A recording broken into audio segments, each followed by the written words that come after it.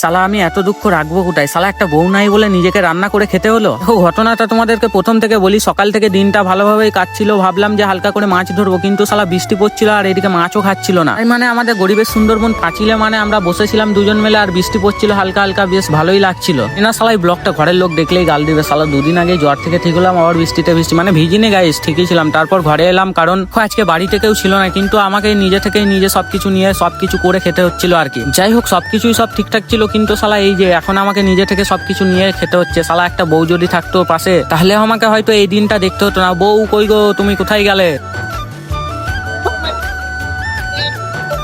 যাই হোক এত দুঃখের কথা তোমাদেরকে কি আর বলবো, যা হচ্ছে হোক, অত ভেবে লাভ নাই, নিজেই সবকিছু করতে হবে। তারাও হালকা করে খেয়ে নি, তারপর তোমাদের সঙ্গে আবার দেখা হচ্ছে। আর হ্যাঁ সালা এরকম একটা ভাই থাকলে বউয়ের কি প্রয়োজন, সব থালা বাসন ধুয়ে মেজে দেখো রেখে দিবে এখন।